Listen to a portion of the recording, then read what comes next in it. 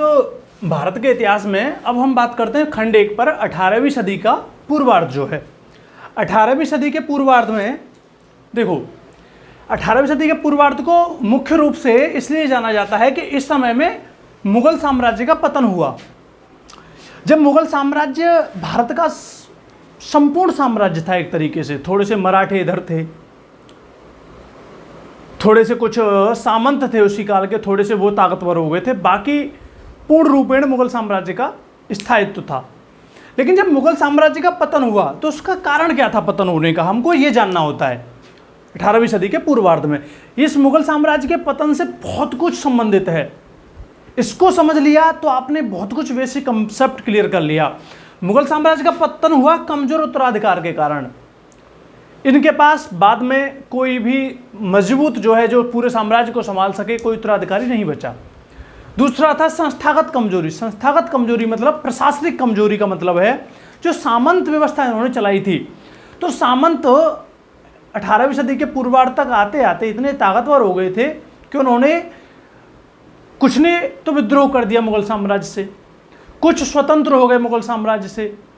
तो फिर जब सामंत ही स्वतंत्र हो जाएंगे, विद्रोह कर देंगे, तो क्या व्यवस्था बचेगी? तो वो पतन हो गया। कुछ बाह्य आक्रमण भी हुए। बाह्य आक्रमण जैसे नादिर शाह ईरानी ने इस पर बार बार आक्रमण किया, अहमद शाह अफगानी ने इन पर आक्रमण किया। अब मुख्य बात यह है कि इसके पतन के बाद भारत के इतिहास में जो राजनीतिक परिवर्तन आया, जो राजनीतिक दृष्टिकोण का परिवर्तन आया, वो क्या था? तो इसमें 3 प्रकार के परिवर्तन आए। पहला परिवर्तन देखा जाता है उत्तराधिकारी राज्यों के रूप में। उत्तराधिकारी राज्य 3 हुए, बंगाल, अवध और हैदराबाद। उत्तराधिकारी राज्य 3 हुए, बंगाल, अवध और हैदराबाद। विद्रोही राज्य, मुगल साम्राज्य के पतन के बाद विद्रोही राज्य हुए मराठे, सिख, जाट और अफगान। मुगल साम्राज्य के पतन के बाद परिधि से बाहर कुछ राज्य थे, उनका नाम था मैसूर, कालीकट, त्रावणकोर, दक्षिण भारत के राज्य थे। अब हम इनको थोड़ा सा इनका शासक जानते। जैसे उत्तराधिकारी राज्यों में बंगाल, अवध, हैदराबाद आता है, तो बंगाल का शासक अलीवर्दी खान था, जिसका नाती था सुराजुद्दौला। अवध का शासक शुजाउद्दौला था, जिसका सेनापति था बीरबख्शी। हैदराबाद का शासक निजाम उल मुल्क था।